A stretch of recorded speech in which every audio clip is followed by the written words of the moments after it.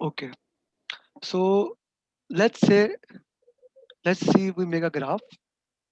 The graph is with the time and cost. Now we say today is 5th of November, right? Right. Right. We planned this work till 5th of November. So this was our planned value. This was our planned value. But we actually did this much work.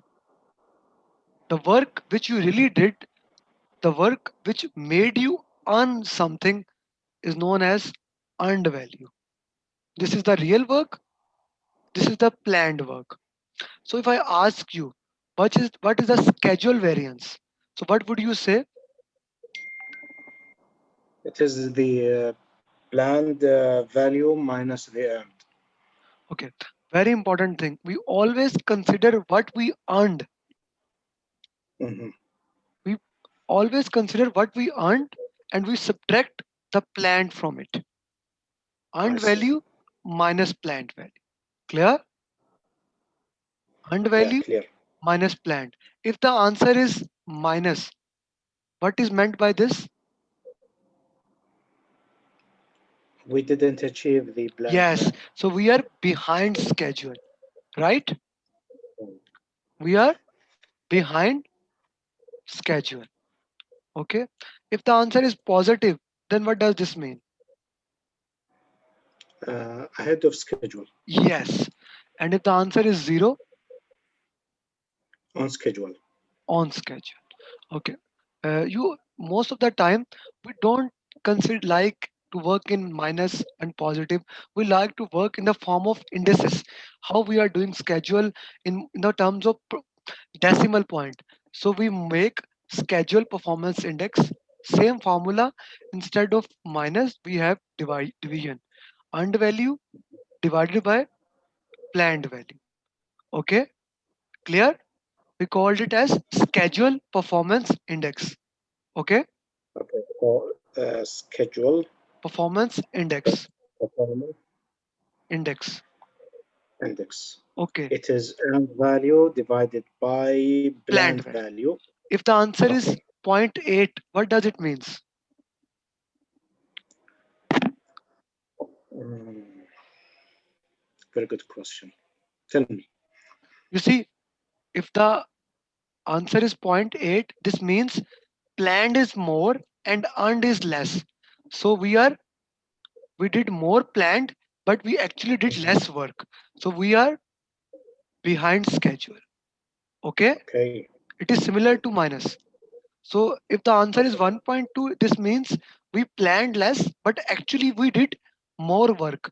So we are ahead of schedule. Clear? Yeah. Then if SPI is equal to 1, then this means we are on schedule. And on schedule. This is clear? Very clear. Okay. Then we have, okay, this was planned, but and how much was the actual cost for this? How much was the actual cost? We did this work and this much money is spent on it. So if we want, this much money has been spent on it. So if we want to know what is cost variance, what will we do? What will be the formula?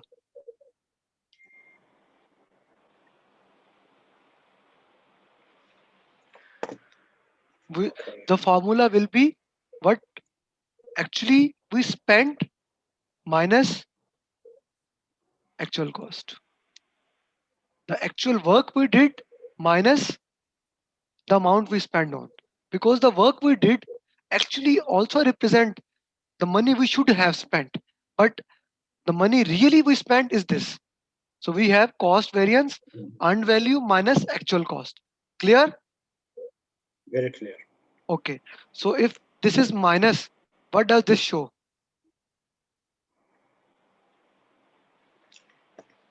If it is minus, that mean we are overspending here. Overspending, above budget or overspending.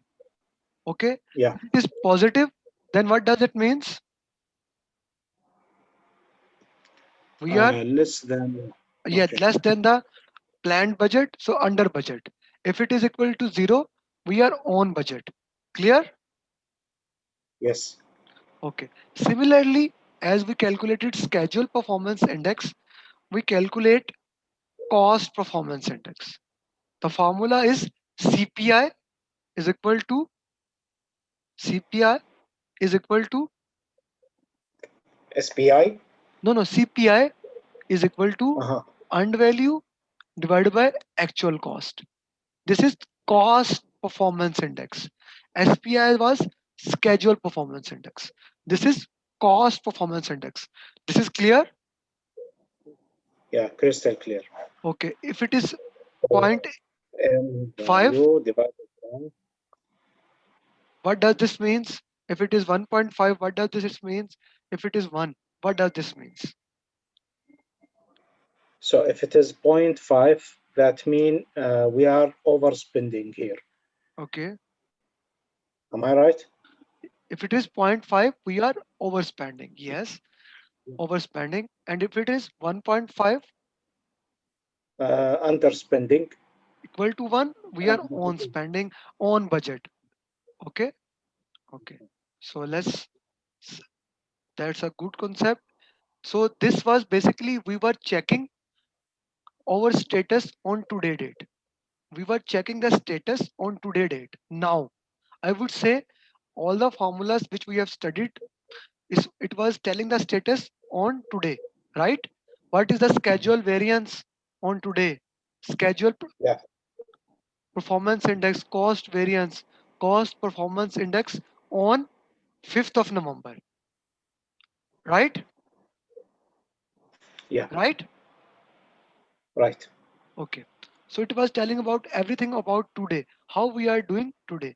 Now let's see how we can calculate, how we forecast, how we make the next budget, or how we are doing ahead or bad. So this was planned value, sum of Mhm. all planned value, sum of all planned value, cumulative sum is called as BAC, budget at completion. This is basically sum of all planned value.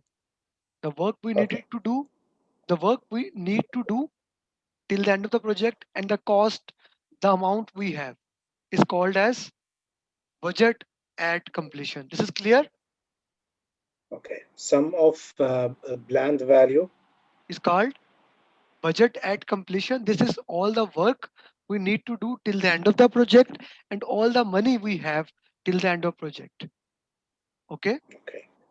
Clear? All the work and all the money we need until the project's end. Okay? Okay. Yes. Okay. So now if I ask you what is work remaining, if I ask you what is work remaining Mhm. as of today, what will you say? What will be work remaining as of today?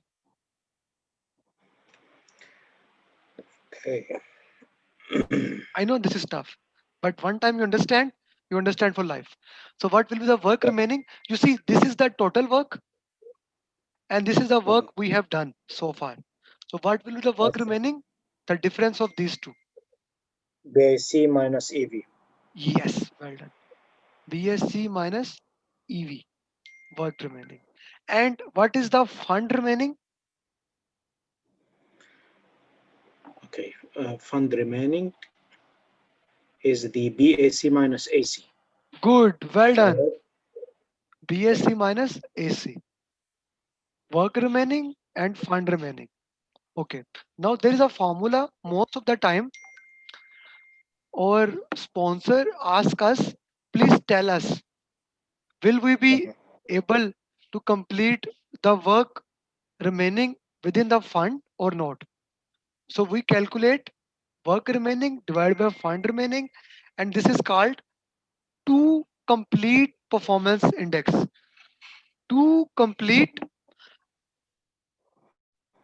complete performance index. Okay. So to complete performance Index. index. Okay. Now we know Yes. work remaining is budget at completion minus earned value, and fund remaining is budget at completion minus actual cost. This is clear Yeah. now? Yeah. Now tell me, Mr. Badar, So if it is greater than 1, what does this means?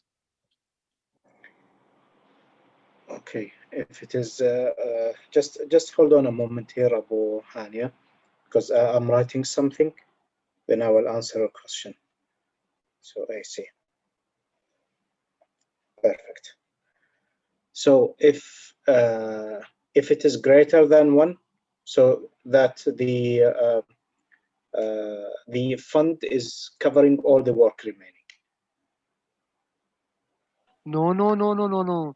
If it is greater than 1, this means work is more and fund is less.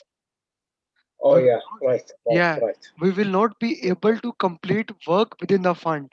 So this is bad thing.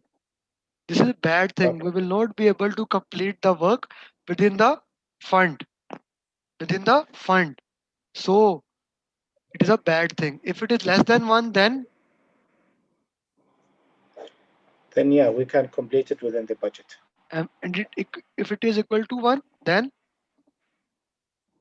Then the work remaining can be covered with the exactly the yeah, existing fund. I would say the word, we will be covering it barely. We will be completing the work within the fund barely. Yeah, clear? Okay. Okay. Mr. Badar, let me ask you a question. In Yeah. general, is it that what you planned budget in the start, is it remain the same budget or you have to do the re-estimation in No, reality? we do the re-estimation. So similarly, here we do re-estimation. We understand that this budget will not be remain the same. So in order to do re-estimation, we called it as estimate at completion. This much amount of money we have already spent. So we will do estimation from this point, and the new budget will called as estimation at completion. Estimation at completion. Okay.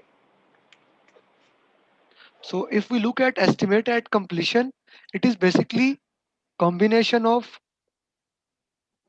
actual cost plus estimate to complete. How much work basically we need, how much more work we have to do. Clear? Yeah. So actual cost plus the Estimate to complete. okay. Maybe we do Yes. bottom up estimation to add this. Now, in order to calculate estimate at completion, we have three different cases. We have Mhm. three different cases.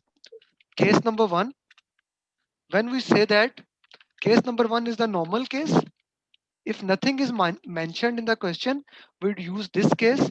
We use this case when nothing is mentioned or when it is mentioned, there is a problem in cost performance index, and that is there is a problem in cost and it will continue.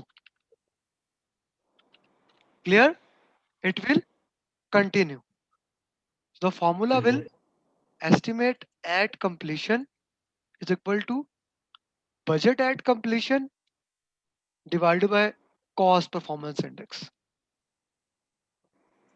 Your Okay. original budget divided by the problem you are having. How much problem you are having, it will give you the new estimate. It will give you the new estimate. Clear? Okay. This So is, yeah, estimate at completion equals to budget at completion divided by cost uh, performance index. cost performance of the EAC. Okay, it is equal to TAC divided by CPI. Okay. Okay. Now let's So see the, what yes, uh, yes.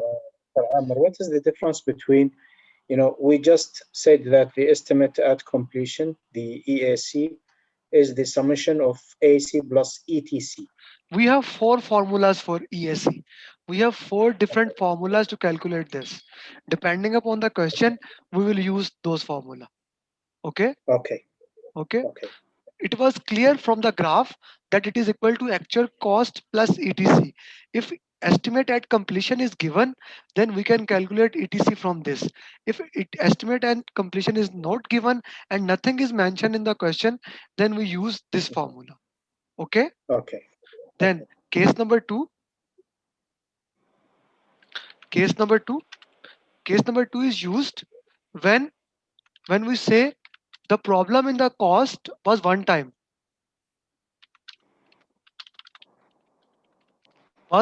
problem. It will not happen again. For example, if you are a new company or if you need to buy 100 laptops for new 100 engineers, then that is a big cost that will not happen again, right? Hmm.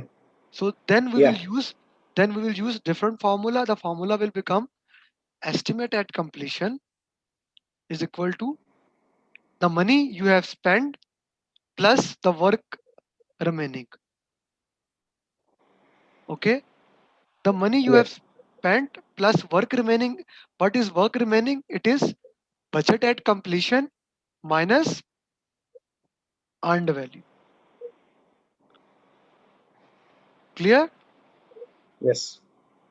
So this is the case number two. If it is mentioned that the problem in the cost was one time, it will not happen again. So far, Hmm. any confusion? No. Okay, let's move forward.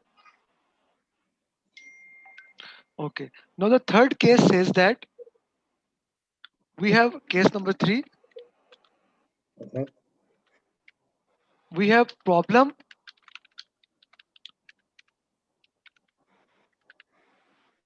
in CPI and we have also problem in schedule. We have problem in both of these things and this will continue. Okay, Okay. so this actually Mr. Bhatta, this is the real case which happens with all the time in the projects. Yes or no? Yeah, yeah. Yeah. So we have formula actual cost plus work remaining divided by cost performance index multiply by schedule performance index. This is clear. So Yes. if I put formula of actual cost here, work remaining here, budget at completion minus earned value, CPI cost performance index divided by SPI. So this was the third case when there's a problem in schedule as well as in cost. This is clear. Yes, clear. Okay, one more thing. Initially we calculated this to complete performance index. Remember, it was Yes. work remaining divided by fund remaining. At that time, Yeah. our fund remaining was basically budget at completion. But now our fund remaining has been changed from budget at completion to estimate at completion. So formula will change and we will have estimate at completion minus actual cost as to complete performance index. Clear? Okay. So here, just a moment, I'm writing something. So we have our PAC minus earned value, and here we have the EAC minus the AC. Okay.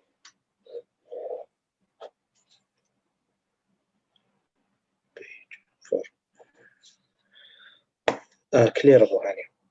So now we covered case one, case two, and case three. How about case four? You said that we have four equations. The four Do we equation have was the four equation was the basic equation which we made from the graph. This one, okay, actual cost plus estimate to completion. If estimate to completion is given, then we use this formula. Okay. okay, If two of these things are given, then we use this formula. So this basically completes our Yeah. cost topic and cost chapter. I hope it was easy and understandable.